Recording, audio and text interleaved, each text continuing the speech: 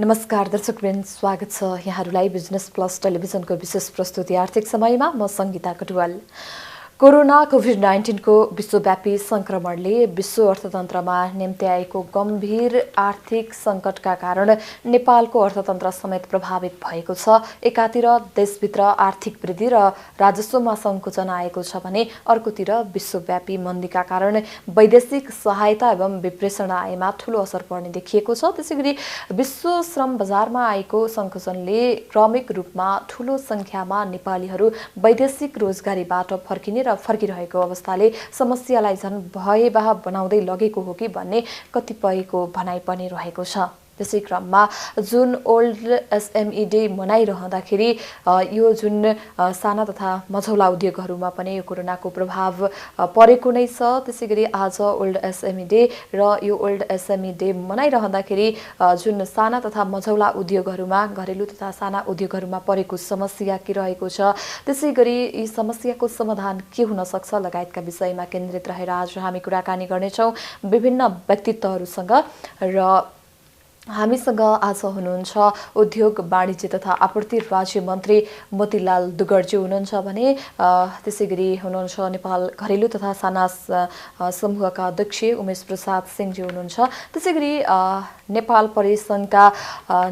परिसङ्घ CNI का अध्यक्ष सतीश मोर्जी हुनुहुन्छ र हामीसँग SME फोरमका अध्यक्ष सुरेश प्रधानजी हुनुहुन्छ।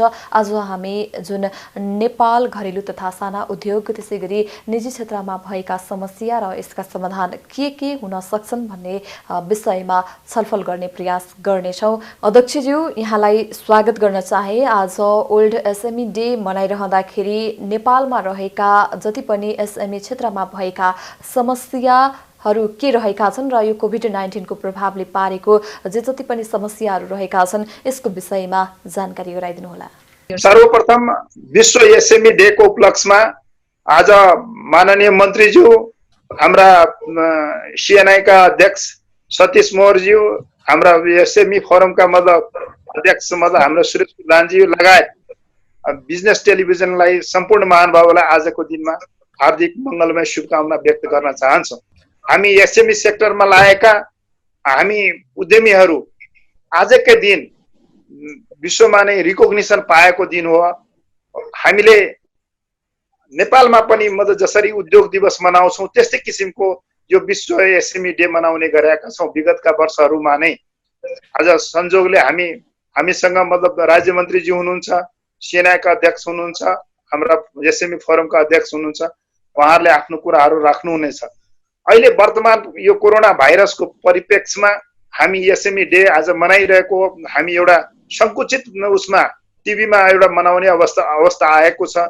हिजो हामी एउटा राम्रो प्लेटफर्ममा राखेर सबै उद्यमी सेक्टरका विज्ञहरूलाई, अर्थविदहरूलाई, सरकारका प्रतिनिधि, अर्थमन्त्री, उद्योग मन्त्रीलाई हामीले बोलाउने गरेका थियौँ। तर संजोगले यसपालि कोरोना भाइरसको कारणले त्यस्ता सभा सोसाइटी गर्नुपर्ने जुन सरकारले ब्यान गरेको हुनाले हामीले पनि सरकारको नीति नियमलाई नै पालना गरेर हामीले आजको दिन बिजनेस टेलिभिजनद्वारा यो आयोजित यो कार्यक्रममा तपाईँ सबैजनाले यो विश्व एसएमई डेलाई हामी उद्यमीहरूको लागि एउटा सुनौलो दिन हो भनेर बुझ्न सक्छौँ। अब यसै परिप्रेक्ष्यमा अहिले हामी कोरोना भाइरसले हामी विश्व अर्थतन्त्रलाई नै प्रभावित पारिरहेको अवस्थामा नेपाल पनि त्यसबाट अछुता नरहेको अवस्था छ। नेपालमा अहिले एसएमई सेक्टरमा लागेका साथीहरूको अवस्था हेर्ने हो भने आफ्नो मान्छे भन्छ रोगबाट होइन भोकबाट मर्न थालेको छ। तर सरकारले अहिले सुनेको छ र अहिले लकडाउन खुकुलो पारेर केही उद्योग धन्दाहरू सञ्चालनमा आएका छन्। उद्योग धन्दा सञ्चालनमा आए पनि वर्तमान परिप्रेक्ष्यमा कस्तो छ भने हामी कहाँ लेबरहरूको अभावको कारणले सम्पूर्ण उद्योग धन्दा चल्न सकेको छैन। त्यही पनि हामी उद्योग धन्दा चलाउने प्रयासमा छौँ। हाम्रा कठिनाइहरूलाई माननीय मन्त्रीज्यूले पनि बुझ्नु भएको छ। उहाँ पनि एउटा उद्यमी हुनुहुन्छ, उद्यमीको मार्का उद्यमीले नै बुझ्नुहुन्छ र उहाँले पनि हाम्रा मार्काहरूको लागि धेरै प्रयासहरू गर्नुभएको छ। हामी यसै परिप्रेक्ष्यमा नेपालको अर्थतन्त्रलाई नै प्रभाव पार्ने गरी जुन यो लकडाउनले हामीलाई जुन प्रभाव पारेको छ यसले आर्थिक व्यवस्था नै मतलब तहस नहस भएको हामीले महसुस गरेका छौँ। हामीले आफ्ना उद्योग धन्दाहरू राम्ररी सञ्चालन गर्न पाएका छैनौँ, घरबाट निस्किने अवस्था छैन, स्वास्थ्यको प्रोटोकल लागू गरेर आफ्ना उद्योग धन्दा सञ्चालन थोरै मात्रामा गरिरहेको छौँ। अहिले लगभग 30 देखि 40% पनि उद्योग हाम्रो सञ्चालन गर्न पाएका छैनौँ। एकातिर सरकारलाई लोन के अरे ब्याङ्कलाई लोन तिर्नुपर्ने हाम्रो बाध्यता छ, सरकारलाई कर तिर्नु बाध्यता छ, बिजुलीको भार त्यसै छ। यी सबै अवस्थामा पनि हामीले आज विश्व एसएमई डे मनाइरहेको यहाँलाई जानकारी नै छ। अब यसभन्दा पछाडि हामीले आफ्ना उद्योग धन्दा सञ्चालन गर्नलाई बढीभन्दा बढी आफ्नो मेहनत गर्नुपर्ने बाध्यता रहेको हामीले बुझेको छौँ र सरकारले पनि हामीलाई यसमा सहयोग गर्छ भन्ने हामीले विश्वास राखेका छौँ। सरकारसँग हामीले दोस्रो प्याकेजको आश गरेको छौँ। सरकारले दोस्रो प्याकेज घोषणा गरेको खण्डमा एसएमई सेक्टरमा लागेका साथीहरूलाई धेरै राहत म पाउने अनुरोध गर्न चाहन्छु। धन्यवाद। दर्शकवृन्द, हामीसँग हुनुहुन्थ्यो नेपाल घरेलु तथा साना उद्योग समूहका अध्यक्ष उमेश प्रसाद सिंहजी हुनुहुन्थ्यो। त्यसै गरी हामीसँग यतिखेर प्रत्यक्ष हुनुहुन्छ नेपाल परिसङ्घ CNI का अध्यक्ष सतीश मोर्जी हुनुहुन्छ। उहाँसँग पनि जोड्यौँ। अध्यक्षज्यू, यहाँलाई स्वागत छ। धन्यवाद। नमस्कार। सबभन्दा पहिला मान्य मन्त्रीज्यू उमेश सिंहजी अनि सुरेश प्रधानजीलाई म र सङ्गीता कटवालजी जोले हाम्रो चाहिँ यो पुरा जुम मिटिङलाई एउटा चाहिँ टेलिकास्ट गरेर राख्नु भएकोमा सबैलाई धन्यवाद पनि दिन चाहेको र नमस्कार गर्न चाहेको नेपाल उद्योग परिसङ्घको परिवारको तर्फबाट। सर्वप्रथम विश्व साना तथा मझौला उद्योग एसएमई डे को अवसरमा हार्दिक शुभकामना व्यक्त गर्न चाहन्छु। यो दिवसको अवसरमा सम्पूर्ण लघु साना तथा मझौला उद्योगहरूले अहिले कोभिड-19 ले सृजना गरेको विषम आर्थिक सङ्कटको सामना गर्दै आफ्ना उद्यमलाई सावधानीका साथ पुनः सञ्चालनको लागि अवस्थाको लागि पनि शुभकामना दिन चाहन्छु। यसका लागि हुने कुनै पनि समस्यासँग जुझ्न नेपाल उद्योग परिसङ्घ सदैव तपाईहरूसँग हातेमालो गर्न तयार छन्। लघु साना तथा मझौला उद्योगहरू स्थानीय स्रोत साधन र श्रम प्रदान हुने भएकाले स्वरोजगारका माध्यमबाट बेरोजगारी न्यूनीकरण गर्नमा यिनीहरूको ठूलो भूमिका छ। हालसम्म मुलुकका घरेलु तथा साना उद्योगमा यति नै लगानी भएको छ भन्ने यकिन तथ्याङ्क नभए पनि नेपालमा यस क्षेत्रमा 4.5 खरबको हाराहारीमा लगानी भएको छ। 20 लाख भन्दा बढी मानिसले प्रत्यक्ष रोजगारी र थप लाखौं व्यक्ति तथा परिवार स्वरोजगारीमा रहेका अनुमान छ। यस्ता उद्यमको कुल ग्राहस्थ उत्पादन जीडीपीमा करिब 20% को योगदान रहेको छ। कोभिड-19 को लकडाउनले यो क्षेत्र अति नै प्रभावित भएको छ। अब चालु पुँजीको अभावदेखि कामदार कर्मचारी र बजारमा घट्दो मागले ठूलो समस्या परेको छ। हामीले यसलाई सम्बोधन हुने गरी नीति ल्याउन गत बजेट र आउने मौद्रिक नीतिका लागि विभिन्न सुझावहरू नेपाल सरकारलाई दिएका छौं। ती सुझावहरू ठूला र संगठित उद्योग भन्दा पनि अर्थतन्त्रलाई चलायमान बनाउन आवश्यक लघु घरेलु तथा साना उद्यमीहरूमा पुँजी प्रवाह होस् भन्ने हेतुले दिएका छौं।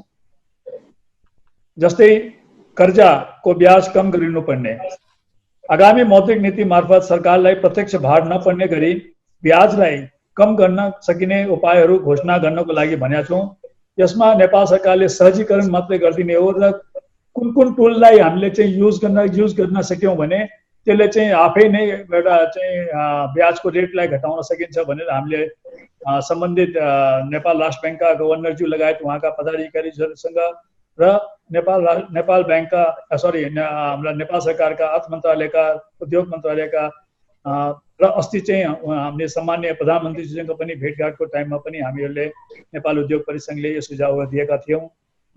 बजेटबाट पनि कयौं चीजहरूलाई सम्बोधन भएको छन्, तर अझ पनि धेरैवटा चीजहरू सम्बोधन गर्न बाँकी नै छन्। त्यो सम्बोधन चाहिँ हाम्रो अब आगामी मौद्रिक नीतिबाट मोनेटरी पोलिसीबाट ल्याउने हो भने हामीले चाहिँ यो कुराहरूमा लाग्दाखेरि एउटा कन्ट्रीलाई फेरि इकोनोमिक चलायमान हुन सक्छ भने हामीले सुझावहरू दिएका छौं।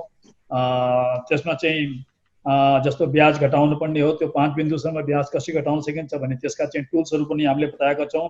सम्पूर्ण कर्जाहरूलाई पुनर्संरचना गर्नुपर्दछ भनेर पनि भनिरहेका छौँ। किनभने कोभिड-19ले गर्दाखेरि स्पेसली लघु तथा साना उद्योगहरूलाई झन् समस्या परेको हुनाले तिनीहरूको पनि कुराहरू राखेर खालि कसैको मानमर्दन गरेर पनि हुँदैन। यिनीहरूलाई चाहिँ एउटा चाहिँ सहजीकरण गरेर पुनर्संरचनाको तर्फमा हामी लाग्यौँ भने एउटा कन्ट्रीलाई फेरि इकोनोमी चलायमान गर्न सकिन्छ। र बन्दाबन्दीको समयमा श्रमिकको ज्याला सम्बन्धीमा पनि हामी धेरै कुराहरू राखेका छौँ। त्यसमा चाहिँ अहिले चाहिँ जस्तो विगतमा चैत र वैशाखको लागि हामीले कुरा गर्दाखेरि हामीले तिनटै छात्र सङ्गठनहरूले पनि कुरा गरेर हामीले ज्यालाको चाहिँ म्याक्सिमम 50% दिउँ र बाँकीको चाहिँ अब कुनै तरिकाबाट कसरी हुन्छ नेपाल गभर्मेन्टले पनि यसमा सहयोग गरोस् र श्रमिकहरूले पनि आफ्नो तरिकाबाट सहयोग गरोस् भनेर हामीले भनिरहेछौँ। स्पेसली यसमा चाहिँ अब सेक्टर वाइजको कुरा गर्नुहुन्छ भने जस्तो आज टुरिज्म सेक्टरको कुरा गर्दाखेरि वा हाम्रो घरेलु तथा सामान्य एसएमइज इन्डस्ट्रिजहरू कुरा गर्दाखेरि उनीहरूको आफ्नो एउटा अर्कै किसिमको एउटा समस्या परेको हुनाले तिनीहरूको ज्याला सम्बन्धी कुराहरूमा पनि हामीले बढी चाहिँ फोकस गरेर कसरी चाहिँ यिनीहरूलाई एउटा सहजीकरणको बाटो दिन सकिन्छ भनेर हामीले अस्ति चाहिँ सामान्य प्रधानमन्त्रीलाई पनि यसमा क्याबिनेटको डिसिजनहरूलाई पनि कुन किसिमको छ भने पुनः चाहिँ विचार गर्नको लागि रिक्वेस्ट गरेका छौँ।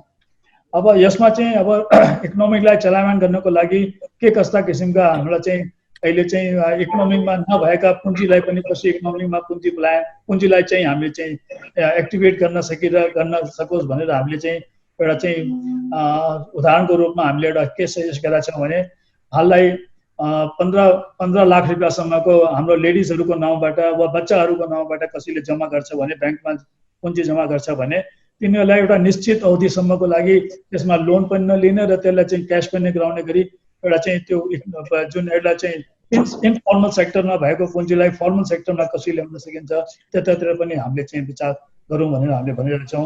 र साथसाथै हामीले नेपाल सरकारले अरू के भनेका छौँ भने अहिलेको टाइममा कुनै पनि नियम कानुन हामी बनाएको छौँ भने त्यो एउटा नर्मल प्रोसिजरको लागि नर्मल टाइमको लागि बनाएको छौँ। आज चाहिँ हामीले चाहिँ इम्प्लोइमेन्ट जेनेरेसन पनि चाहेको छन्। बाहिरबाट आउने भाइ बहिनीहरूलाई पनि हामीले व्यवस्थापन गर्न सक्ने उनीहरूलाई काम गर्न सक्ने एउटा जब दिने एउटा काम गर्नको लागि वातावरण दिनको लागि वा एउटा नयाँ इन्भेस्टमेन्टको लागि कसैले दिन चाहेको छ भने इ कमर्स भयो स्टार्टअप इन्डस्ट्रिजहरू भयो साना तथा घरेलु उद्योगहरू पनि भयो भने उनीहरूलाई एउटा काम गर्ने वातावरणको लागि फास्ट ट्र्याकमा 3 दिनभित्रमा 1 विन्डो पोलिसीबाट कसरी चाहिँ हामीले उद्योगहरू दर्ता गर्न सकिन्छ त्यतातिर पनि हामीले चाहिँ काम गरौँ। त्यसमा कुनै कानुनमा कुनै दफा उपदफाले चाहिँ व्यवधान गरिरहेछन् भने तिनीहरूलाई 3 वर्षको लागि थाती राख्नुपर्ने थाती राखेर पनि हामीले एउटा वातावरण बनाऊ। त्यसले गर्दाखेरि फास्ट ट्र्याकमा चाहिँ एउटा इन्भेस्टमेन्टको एउटा फ्रेन्डली पनि हुन सक्छन्। हामीले सधैँ भन्दै आएका छौँ कि स्थानीय कच्चा पदार्थ परम्परागत सिप र प्रविधिको साथै तुलनात्मक रूपमा कम पुँजीमा सञ्चालन गर्न सक्ने घरेलु लघु तथा साना उद्योगको प्रवर्धनमा सरकार तथा निजी क्षेत्र दुवैले जोड दिनुपर्छ। जस्ता उद्योगको उत्पादनलाई मझौला तथा ठुला उद्योगको लागि संयोजन गर्न सकियो भने दिगो औद्योगिक विकास हुन सक्छ। त्यसैले लघु घरेलु तथा साना उद्योगलाई ठुला उद्योगको प्रतिस्पर्धाको रूपमा नभएर एउटा सहायक र पूरकको रूपमा स्थापित गर्दै ल्याउने सरकारको नीति स्वागतयोग्य छ। यसका ग्राम उद्योग क्षेत्रका उदाहरणहरू उपयुक्त छन्। माननीय मन्त्रीजीले हाम्रो कुराहरू एक्चुअली सुनिदिनुहुन्छ। हामी चाहिँ त्यही विश्वास लिएर छौँ। वित्तीय पहुँचहरू भनिरहेका छौँ। संस्थागत एवं व्यवसायको आधारमा राज्यले उद्योग परियोजनाको आधारमा सहुलियत ऋणको व्यवस्था हुनुपर्दछ। साना तथा मझौला उद्योगहरूको लागि सहुलियत दरमा अनिवार्य बिमाको व्यवस्था सरकारले गर्नुपर्छ। प्रदेश तथा स्थानीय सरकारले लघु तथा साना उद्योग प्रवर्धन गर्न सहजकर्ताको भूमिका निभाउन आवश्यक रहेको छ। लघु तथा साना उद्योगलाई स्थानीय कर तथा अन्य वित्तीय भार कम गर्ने नीति हुनुपर्दछ।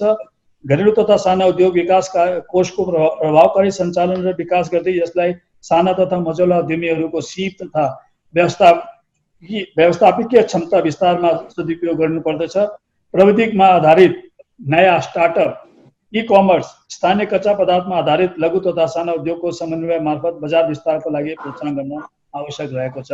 यी सबै कुराहरू राखेर हामीले चाहिँ मान्य उद्योग राज्य मन्त्रीलाई र नीति निर्माताहरूलाई पनि हामीले चाहिँ बारम्बार भनिरहेछौँ।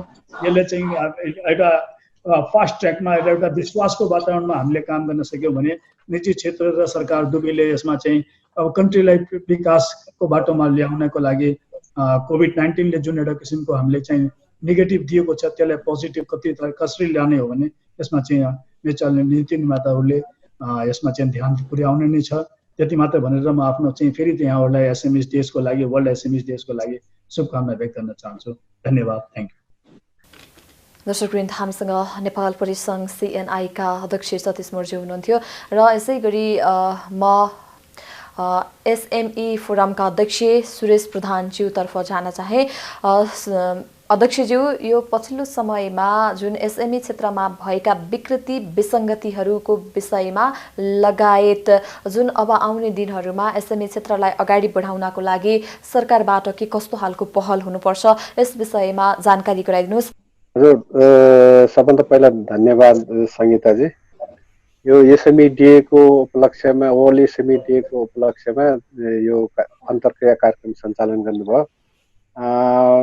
नेपाल घरेलु तथा साना उद्योग महासङ्घका अध्यक्षज्यू, CNI का अध्यक्षज्यू, मान्य राज्य मन्त्रीज्यू, यो अवसरमा यसरी जुट्न पाउँदाखेरि धेरै खुसी लागिरहेको छ। मूलभूत रूपमा अहिले साउथ एसियन कन्ट्रिज SME फोरमको अध्यक्षको हैसियतले कुरा गर्नु पर्दाखेरि साउथ एसियन कन्ट्री अथवा SAARC कन्ट्रीभित्रमा हामीले गर्दै आएको भनेको चाहिँ यो SMEs अथवा MSMEs पनि भन्छौँ त्यसलाई हामी। यिनीहरूलाई चाहिँ उत्थान गर्ने किसिमको कामहरू गर्नु पर्यो र त्यसलाई समय परिवेश र देशको परिवेशमा चाहिँ यसलाई जति महत्त्व दिइरहेका छौँ त्यसलाई चाहिँ निरन्तरता दिँदै अझै बढावा दिनु पर्यो। जुन कुरा हामी कहाँ नेपालमा भइसकेको देखिँदैन। जस्तो अहिले उमेशजी र सतीशजीले भनिसक्नु भएको छ, यो सेक्टर चाहिँ सबभन्दा इकोनोमिक इन्जिनको सबभन्दा मुख्य पाटो हो। त्यसो भन्दै पनि अब विगत 60-70 वर्षको इतिहासमा, हाम्रो योजनाको इतिहासमा लघु उद्यम, घरेलु उद्यम, कुटीर उद्योग जे भन्छौँ, तर यो बजेटको उसमा सम्बोधन चाहिँ हुन्छ, तर सम्बोधन हुँदाहुँदै पनि बजेट छुट्याउने काम चाहिँ भइरहेको छैन। तथापि उद्योगहरू गर्नुपर्छ, उद्यम सञ्चालन गर्नुपर्छ भन्ने कुराहरू चाहिँ हामी गर्छौँ। प्रायोरिटी उद्यम व्यवसायलाई चाहिँ गर्न सकेको नेपालको कन्टेक्स्टमा छैन। त्यस्तै अब हामीले SME फोरमले गरिरहेको भनेको regional value chain, national value चेनदेखि रिजनल भ्यालु चेनसम्मको कुराहरू गरिरहेको छ। त्यसलाई केही सुरु भयो, केही गर्न सकेको छैन। त्यो सँगसँगै अब भन्नुपर्ने कुरा भनेको अब रिजनल भ्यालु चेनले गर्दा पनि मेड इन SAARCको, मेड इन साउथ एसियन कन्ट्रिजको रूपमा पनि हामीले जान सक्ने अवस्था देख्छौँ। अब यो कोभिड भन्दा अगाडिको कुराहरू यिनीहरू भए, कोभिडको प्रोटोकल, कोभिड आइसकेपछि लकडाउनको कारणले सबै ठाउँमा सबैलाई असहज भइरहेको छ। यो सबैलाई भइरहेको पर्दैन। त्यस कारणले अब हामीले चाहिँ अभियान चलाइरहेको भनेको कोभिड कहिले निमित्तान्न हुन्छ हामीलाई थाहा छैन। अब हामीले गर्नुपर्ने भनेको कोभिड बोक्दै, कोभिड सँगसँगै हिँडेर अब कोभिडसँग बचेर कसरी काम गर्ने भन्ने कुराहरू चाहिँ ठुलो इस्यु भएको छ। किनभने अब भोलि कोभिड सकिएर मात्र हामी काम गर्छौँ भन्ने पनि सक्ने अवस्था छैन। त्यसलाई अब त्यस कारणले कोभिड सँगसँगै बोकेर जानुपर्छ। त्यसको लागि चाहिँ सम्बन्धित सरकारहरू, नेपाल सरकार लगायत सबै देशका सरकारहरूले प्याकेजको व्यवस्था गर्नुपर्छ भनेर हामीले अभियान चलाएका छौँ।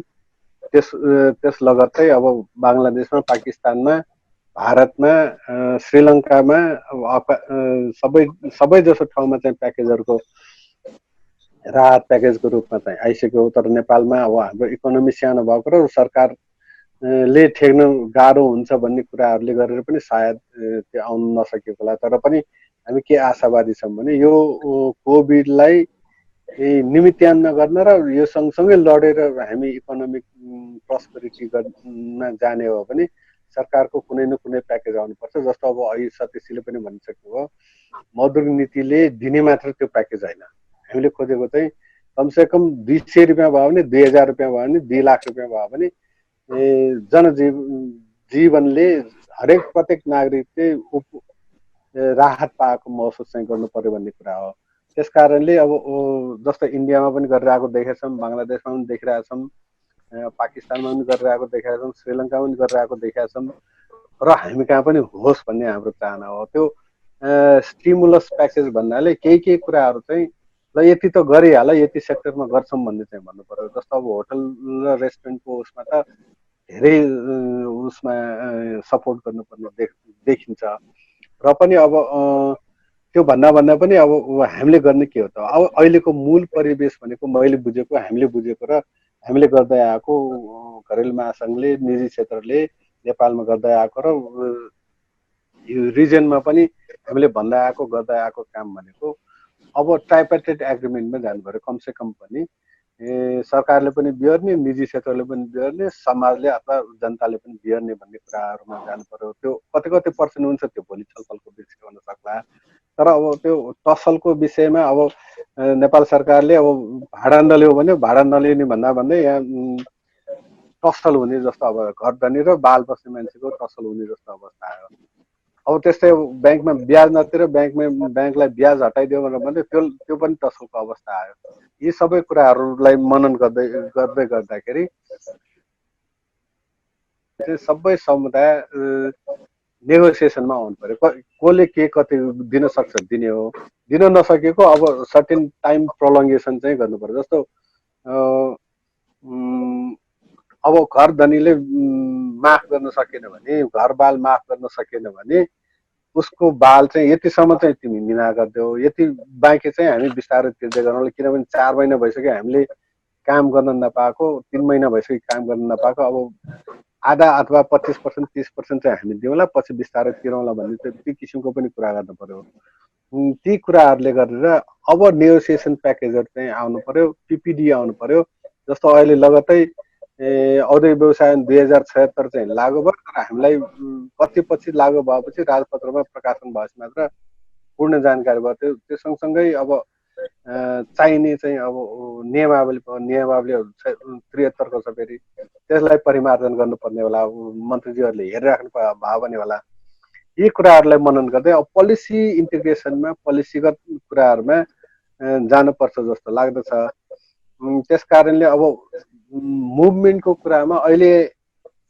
हामीले विचार गर्नुपर्ने प्याराडाइम सिफ्ट भएको छ हिजोको व्यवसायहरू कतिवटा त अब बन्दै हुन्छ उठ्नै सक्दैन उनीहरूलाई अप्सन के दिने अल्टरनेटिभ के दिने त्यो विचार गर्नु पर्यो अब हिजो भएका उद्यम व्यवसायहरूले पनि 25 जना 50 जना काम गरेर आएको ठाउँमा त्यसको 50% भन्दा बढी काम लाउन सक्ने अवस्था छैन कोभिड प्रोटोकलले गरेर त्यो अवस्थामा जाँदाखेरि हामीले कोभिड प्रोटोकललाई मेन्टेन गर्दैकन उद्यम व्यवसाय कसरी चलाउने र दैनिक जीवनयापन चाहिँ कसरी चलाउने भन्ने चाहिँ त्यो सोचमा एजुकेसन जनतालाई एजुकेसन गर्नुपर्ने चाहिँ कामहरू आउनुपर्ने तर यो अहिले लगत्तैको नीति तथा कार्यक्रम र बजेटमा आएको हामीले पाएनौँ यो कुरालाई एजुकेट गर्ने कुरामा चाहिँ अझै पनि अब हामीले काम गर्नुपर्ने जस्तो लाग्दछ किनभने अब मैले हिजो चैत्र 10 गतेको अवस्थामा आउन कति दिन लाग्छ भने मैले विचारै गर्न सकेको छैन जनताले विचारै गर्न सकेको छैन त्यस कारणले ती व्यक्तिहरूलाई समाजहरूलाई संस्थाहरूलाई चाहिँ अब चैत्र 10 गते आउन कम्तीमा पनि 1 वर्ष लाग्छ 2 वर्ष लाग्छ त भन्नु पर्यो भ्याक्सिन आउँदा पनि हामी कहाँ आइपुग्न 2 वर्ष लाग्ला त्यसरी त्यो भ्याक्सिन आएर हामी भ्याक्सिनसँग गएर त्यो अफोर्डेबिलिटीको कुरा आउँछ धेरै कुराहरू आउँदै पनि अब हामीले एजुकेट गर्नुपर्ने एसएमईलाई अपलिफ्ट गर्ने इन्हान्स गर्ने भनेको सबै एसएमईहरूलाई चाहिँ यो प्रोटोकल कोभिड प्रोटोकल भनेको यो यसले चाहिँ यसरी काम गर भन्छ त्यसकारण तपाईहरुले यसलाई मेन्टेन गरेर काम गर्नु पर्यो र भोलिका दिनमा इकोनोमिक इन्जिन चाहिँ तपाईहरुले चलायमान गराइदिनु पर्यो भने चाहिँ सरकार निजी क्षेत्र र समाज बसेर काम गर्नु पर्यो पब्लिक प्राइभेट पार्टनरशिपमा काम गर्नु पर्यो यसको लागि चाहिँ एकैचोटी हामीले इम्प्लिमेन्टेसन मोडलमा जाँदाखेरि चाहिँ गाह्रो हुन्छ त्यसकारणले अब हामीले मोडलहरु तयार गरेर पीपीटी पब्लिक प्राइभेट डायलग चाहिँ गर्नु पर्यो कुन समाजमा जानुपर्ने कुन सेक्टरमा जानुपर्ने प्राइभेट सेक्टरको इन्भल्भमेन्टलाई लिएर जानुपर्ने यो सुवर्ण अवसर हो यसले यसरी गयो भने चाहिँ धेरै राम्रो काम हुन्छ अब जसरी हामीले हिजो अस्ति नेपाल औद्योगिक दिवसमा चाहिँ मनाउँदै थियौं र त्यस्तै अब हामीले यो एसएमई डे पनि जुन 27 मा मनाउने कोसिस चाहिँ गर्यौं त्यसको लागि सबै निजी क्षेत्रका साथीहरु र सरकारी प्रतिनिधिको हिसाबले राज्य मन्त्रीज्यूलाई धेरै धेरै धन्यवाद दिन्छु त्यस्तै यो बिजनेस प्लस च्यानल टिभीलाई पनि धन्यवाद दिन चाहन्छु धन्यवाद हामीसँग हामीलाई जानकारी गराउँदै हुनुहुन्थ्यो एसएमई फोरमका अध्यक्ष सुरेश प्रधानज्यू हुनुहुन्थ्यो। उहाँले जे जति पनि एसएमई क्षेत्रमा भएका समस्या, यसका समाधानहरू, सरकारबाट हुनुपर्ने पहलहरूका लगायतका विषयमा केन्द्रित रहेर कुराकानी गर्दै हुनुहुन्थ्यो भने अब हामी तीनैजना अध्यक्षज्यूहरूको कुरा सुनिसकेपछि उद्योग वाणिज्य तथा आपूर्ति राज्य मन्त्री मोतीलाल दुगरज्यूतर्फ जोडिन चाहन्छौँ। राज्य मन्त्रीज्यू, यहाँलाई स्वागत छ। धन्यवाद सङ्गीताजी। सबभन्दा पहिले म उपस्थित हाम्रा सहभागी मित्रहरूलाई नमस्कार गर्छु र यो वर्ल्ड एसएमएस डेज आज छ, महत्त्वपूर्ण समय छ यो। यसमा मलाई पनि समावेश गरेर आज जुन एउटा हामी यो जुम मिटिङ राखेका छौँ, म आयोजकहरूलाई धन्यवाद दिन चाहन्छु, बिजनेस प्लस टेलिभिजनलाई पनि धन्यवाद दिन चाहन्छु। धेरै महत्त्वपूर्ण आज समय हो, किनभने अब विश्वमै जुन एउटा यो आर्थिक मन्दीको दौर आएको छ, यसमा साना मझौला र घरेलु उद्योगहरूको महत्त्व अझै बढेको छ। पहिले पनि धेरै महत्त्व थियो। साना मझौला र घरेलु उद्योग भनेको एउटा अविकसित र विकासशील देशमा मात्रै होइन, फुल्ली डेभलप कन्ट्रीमा पनि यसको महत्त्व अरू ठुला उद्योग, मझौला र ठुला उद्योगहरू भन्दा यो उद्योगहरूको महत्त्व धेरै बढी हुन्छ। हाम्रो जस्तो अविकसित देशहरूमा त धेरै नै यसको ठुलो महत्त्व छ र यो महत्त्व कसैले पनि बिर्सिनु हुँदैन, यो कुनै स्तरमा पनि बिर्सिनु भएन।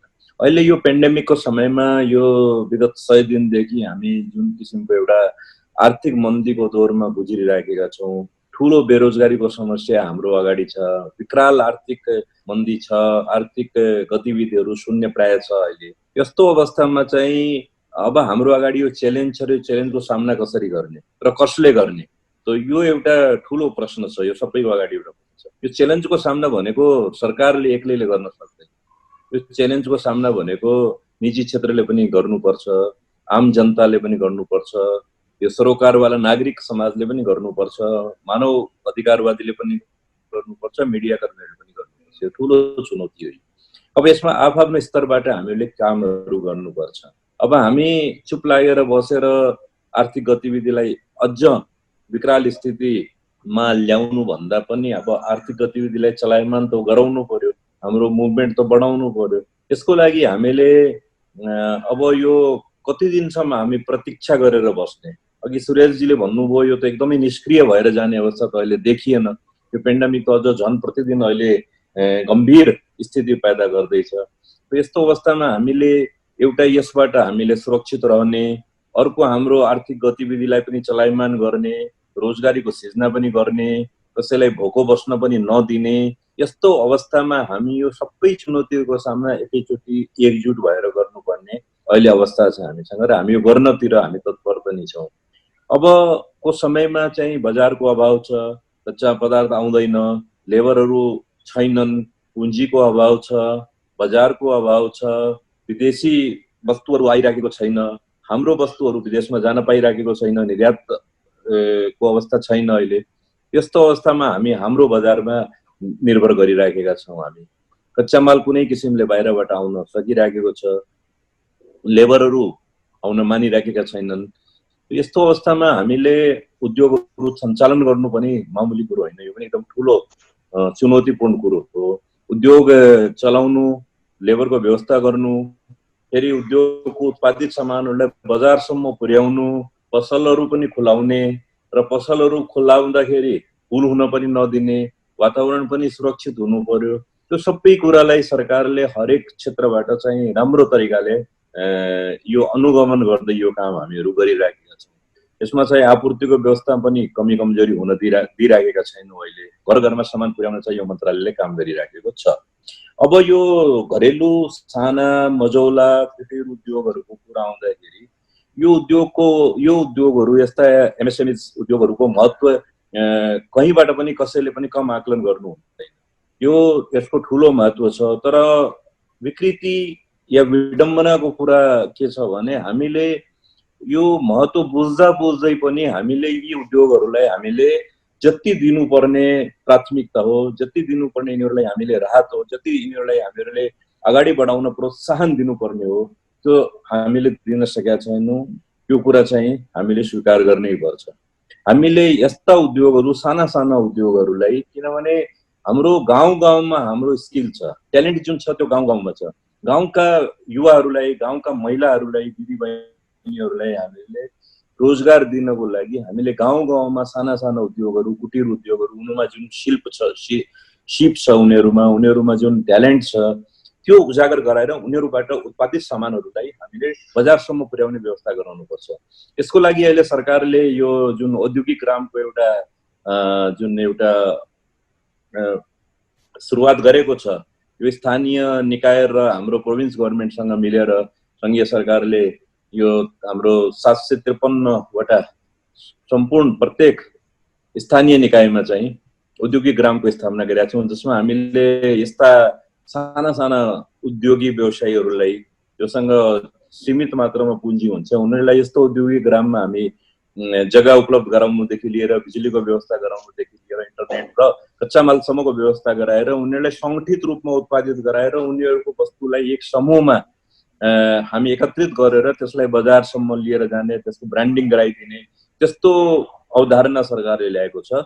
यसले गर्दा के हुन्छ भने छरिएर बसेका हाम्रा जुन साना पुँजीका जुन उद्योगी व्यवसायी हुन्छ उनीहरूलाई सङ्गठित रूपमा काम गर्न र बजारको लागि उनीहरूले यताउता घुम्नु पर्ने अवस्था हुँदैन। सरकारले आफ्नो विभिन्न विभागहरूको मार्फत टिपिसी जस्ता संस्थाहरूको मार्फत सरकारले उनीहरूको सामानको बिक्री वितरण पनि गराइदिने काम गर्ने गरेको छ।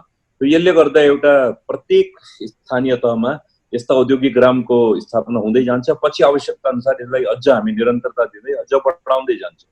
यो एउटा ठुलो सरकारले गरेको काम हो। यसबाट चाहिँ ठुलो यो जुन हाम्रा एसएमइजहरूलाई ठुलो सम्बोधन हुन्छ, उनीहरूले ठुलो सहयोग हुन्छ र यसको चाहिँ एउटा राम्रो प्रतिक्रिया पनि यसको चारैतिरबाट आइराखेको छ। सबै क्षेत्र यसबाट प्रभावित पनि भएका छन्। अब कच्चा मालको व्यवस्था, सिपको व्यवस्था, ट्रेनिङ प्रोग्रामहरू पनि हामीहरूले विभिन्न क्षेत्रमा हामीहरूले विभिन्न छात्र सङ्घ संगठनहरूसँग मिलेर हामीले ट्रेनिङ प्रोग्रामहरू पनि सञ्चालनमा ल्याइराखेका छौँ। कार्पेट उद्योगहरूको लागि हामीले अलगै किसिमको ट्रेनिङ प्रोग्राम ल्याइरहेछौँ। त्यस्तै अन्य खाद्य वस्तुहरूको, जुस उद्योगहरूको, तपाईँको यो कृषिमा आधारित वस्तुहरूको, डेयरी उद्योगहरूको र विभिन्न किसिमका उद्योगहरूको हामीहरूले ट्रेनिङ प्रोग्रामहरू पनि यो मन्त्रालयले यसको लागि पनि ठुलो मात्रामा बजेट चाहिँ जुटाएको हुन्छ र त्यो बजेट निकास भइसकेपछि विभिन्न क्षेत्रमा ट्रेनिङ प्रोग्रामहरू पनि ट्रेनिङ प्रोग्राम पनि भइराखेको हुन्छ र ट्रेनिङ प्रोग्राम पछि उनीहरूलाई हामी सम्बन्धित उद्योगमा संलग्न गराउने, तिनीहरूलाई रोजगारी दिने व्यवस्था गराउने त्यस्तो कामहरू गरिरहेछ। अब अहिलेको यो अवस्थामा एउटा सबभन्दा जुन विकराल अवस्था आउनेवाला छ त्यो रोजगारी पाउन चाहिँ, त्यो कुरा विदितै छ, तपाईँहरूले पनि यो कुरामा उल्लेख गरिसक्नु भएको छ। रोजगारी दिनको लागि हामीले एसएमइजहरूलाई हामीले बढावा दिनै पर्ने हुन्छ। अहिले सरकारले 3-4 चरणमा काम गरिरहेको छ। खास गरेर हाम्रो मन्त्रालयमध्ये मेरो पहलमा अहिले हामीले 4 सेक्टरमा हामी महत्त्वपूर्ण काम गरिराखेका छौँ। पहिलो छ हाम्रो स्टार्टअप नेपाल छ। स्टार्टअप नेपालमा अहिले हामीले युवाहरू जो विभिन्न स्किल भएका युवाहरू छ जसले विभिन्न किसिमका वैज्ञानिक वस्तुहरू अनुसन्धान गरेर उनीहरूले विभिन्न सामग्रीहरू बनाइराखेका छन्, तर तिनीहरूलाई समन्वयको अभाव छ, तिनीहरूलाई बजारको अभाव छ, तिनीहरूलाई कहीँबाट पनि सहयोग भइराखेको छैन। त्यस्ता युवाहरूलाई हामीले खोजेर तिनीहरूलाई ल्याएछौँ। स्टार्टअप नेपालमा हामीले कम्प्युटरदेखि लिएर तपाईँको रोबोटदेखि लिएर भेन्टिलेटरहरूसम्म पनि हामीले उत्पादन गराएर नेपालका हस्पिटलहरूमा त्यो भेन्टिलेटरहरू अप्रुभ पनि गराइसकेका छौँ। एक्सपोर्टको पनि ठुलो अर्डर आइसकेको छ। यो युवाहरूलाई हामीले प्रोत्साहित गर्ने कामहरू गरेर स्टार्टअप नेपालमा जसले जे नयाँ चिज बनाउनु सक्छ त्यतातिर लागेका छौँ। अर्को हामी इन्ट्रोडक्टरी नेपालमा हामीले अहिले नेपालमा हुँदै नभएका वस्तुहरू यदि नेपालमा कसैले उत्पादन गर्छ भने त्यसलाई अथाह हामी सुविधाहरू, सहयोगहरू गर्छ सरकारले। त्यस्तो काम गरिरहेका छौँ। धेरै सामान, धेरै वस्तु यस्तो छ जो नेपालमा बन्दैन। हामी आत्मनिर्भर छैनौँ, हामी निर्भरै छौँ। अन्य देशहरूमा हामी निर्भर छौँ। यस्ता वस्तुहरू छ जो हाम्रो देशमै बन्दैन। धेरै सामानहरू छ हाम्रो देशमा, एउटा सियोसम्म बन्दैन। कपडा सिलाइ गर्ने सियोसम्म हाम्रो देशमा बन्दैन। स्क्रु ड्राइभर हाम्रो देशमा बन्दैन। हाम्रो देशमा यो सर्ट र प्यान्टमा लगाउने बटनसम्म बन्दैन। चेन पनि बन्दैन यो देशमा। हाम्रो देशमा कपडा सिलाइ गर्ने धागो पनि बन्दैन। हाम्रो देशमा ग्लाससम्म बन्दैन, सिसाको ग्लास, चिया खाने ग्लासदेखि लिएर कप प्लेट पनि बन्दैन। धेरै सामानहरू यो देशमा बन्दैन। यो सामानहरूमा धेरै पुँजी पनि लगाउनु पर्दैन। यस्ता नयाँ किसिमका वस्तुहरूलाई नेपालमा इन्ट्रोड्युस गर्ने उद्योगहरूलाई हामी धेरै सहुलियत दिन्छौँ, धेरै नै। सरकारले अहिले जुन एउटा नयाँ अवधारणा ल्याएको छ त्यो हिसाबले त्यस्ता उद्योगीहरूले धेरै ठुलो, जस्तो सियो बनाउने उद्योगीले यदि त्यो पहिलो पटक जसले यो उद्योग लिएर आउँछ त्यसलाई धेरै किसिमको सहयोग सुविधाहरू दिन्छ, सफ्ट लोन दिन्छ, त्यसलाई बिना ब्याजको लोन पनि दिइन्छ, बजारको पनि व्यवस्था गरिदिएको हुन्छ, बिजुलीमा पनि पूर्ण निशुल्क बिजुली दिने पनि अवधारणा आइराखेको छ। यसमा ब्याङ्कको ब्याज पनि एकदमै न्यून दरमा ब्याङ्कको लोन दिलाउने काम पनि हुँदैछ। तो यस्तो उद्योगहरूलाई सरकारले धेरै किसिमको सहयोग गर्ने काम गरेको छ। इन्ट्रोडक्टरीको अलावा रिभाइभ नेपालमा पनि हामीहरू अहिले कदम हाल्दैछौँ। रिभाइभ नेपालमा हाम्रा निजी क्षेत्रका र सरकारी रुग्ण उद्योगहरूलाई पुनः रिभाइभ गर्ने, तिनीहरूलाई रिभाइभ गर्नको लागि सरकारले एउटा महत्त्वपूर्ण एउटा अहिले स्ट्राटेजी बनाएको छ। यसमा चाहिँ पीपीपी मोडलमा जाने, सरकारी संस्थानहरूमा पीपीपी मोडलमा गएर त्यो उद्योगहरूलाई रिभाइभ गर्ने एउटा प्लानिङ छ। त्यसमा हामी धेरै अगाडि बढिसकेका छौँ। त्यसको ऐन र कानुन निर्माण हुने काम अहिले, त्यसमा एमेन्डमेन्ट हुने काम भइराखेको छ। त्यस्तै जुन निजी क्षेत्रका रुग्ण उद्योगहरू छन्, जसको जो त्यस्ता उद्योगीहरूले आफ्नो उद्योगहरू चलाउन सकेका छैन, तिनीहरू ब्याङ्क्रप्ट भइसकेका छन्, ब्ल्याकलिस्टेड भइसकेका छन्, त्यो कुन कारणले त्यो उद्योग चलेको छैन, त्यसको सम्भावनाको पुनः खोजी गर्दै त्यसको लागि बजारको कहाँ कहाँ व्यवस्था हुन सक्छ, तिनीहरूलाई के अभाव छ, पुनः पुँजीको व्यवस्था गरेर त्यो उद्योगहरूलाई हामी पुनर्जागरण गर्न सक्छौँ कि भन्ने जस्तो एउटा अवधारणा स्ट्राटेजी सरकारले ल्याएको छ। निजी क्षेत्रलाई पुनः त्यसका सिक युनिटहरूलाई पुनः सञ्चालन गर्ने हामीले एउटा अवधारणा ल्याएको छ, जसमा रेडिमेड गार्मेन्टदेखि लिएर विभिन्न किसिमका उद्योगहरूलाई हामी पुनः सञ्चालन गर्ने काम गरेर यस्ता किसिमको विभिन्न अवधारणाहरू ल्याएको छ। समय कम छ, अहिले धेरै म बोल्न पनि सक्दिनँ, मलाई एउटा मिटिङमा पनि जानु छ। तर ओभरअल चाहिँ हामीले यसबाट धेरै ठुलो रोजगारी पैदा गर्न सक्छौँ। यो startup Nepal, introductory Nepal, revive Nepal, आफ्ना रुग्ण उद्योगहरूलाई पुनः सञ्चालन गर्नुदेखि लिएर हामी आत्मनिर्भर बन्नतिर लाग्नुपर्छ। हरेक क्षेत्रमा हामी आत्मनिर्भर बन्नुपर्छ अनि नेपालमा रोजगारीको कमी रहँदैन। हामी ठुलो रोजगारीको यहाँ सृजना गर्न सक्छौँ। त्यसमा चाहिँ तपाईँहरू जस्ता छात्र सङ्गठनका हामी पदाधिकारीसँग पनि हामी समय समयमा हामी यस्तो छलफलहरू गरेका छौँ। हामीले चाहिँ सहकार्य गरौँ भने यो देशलाई समृद्ध गर्नमा धेरै समय लाग्दैन। यसको लागि हाम्रो बिचमा एउटा समन्वय हुनुपर्छ। राहत प्याकेजको कुरा गर्नुभयो, राहत प्याकेज सरकारले समय समयको हिसाबले अहिले चाहिँ राहत प्याकेज दिइराखेका छन् र अन्य के राहत प्याकेजहरू के चाहिएको छ त्यो चाहिँ हामीहरू छलफल गरेर राहतको कामहरू अझ गर्न सक्छौँ जस्तो मलाई लाग्छ। र म तपाईँहरूलाई आज मलाई यहाँ बोलाएर तपाईँहरूले आफ्नो धारणाहरू राख्ने मौका दिनुभयो, तपाईँहरूको पनि धेरै कुराहरू सुन्न पाएँ। म धन्यवाद दिन चाहन्छु आयोजकहरू। सर, मैले अन्त्यमा यहाँलाई सानो एउटा क्वेसन गर्न चाहे, छोटकरीमा त्यसको एन्सर दिनु होला। र विदेशबाट फर्केका युवा जनशक्तिलाई साना तथा मझौला उद्योगमा रोजगारी सृजना गराउनको लागि राज्यबाट के कस्तो खालको पहल हुँदैछ र के गर्दै हुनुहुन्छ यहाँहरूले यस विषयमा चाहिँ? मैले अघि भनिसकेको छ, सरकारले यस्ता जुन हाम्रो बाहिरबाट जुन अहिले युवा शक्तिहरू हाम्रो देशमा पुनरागमन हुँदैछ, तिनीहरूको छनौट गरेर हामी कुन काममा उनीहरू दक्ष छन्, कस्तो काम गर्न सक्छन्। किनभने देशमा पनि अहिले धेरै काम, धेरै बिजनेसहरू अहिले सञ्चालनमा आउन धेरै ठुलो समय लाग्नेछ। खास गरेर हाम्रो ट्रान्सपोर्टेसनदेखि लिएर हवाई यातायातदेखि लिएर तपाईँको हाम्रो हस्पिटालिटी सेक्टरहरू जुन छ, होटल व्यापारहरू, त्यसमा अहिले धेरै समय लाग्नेछ।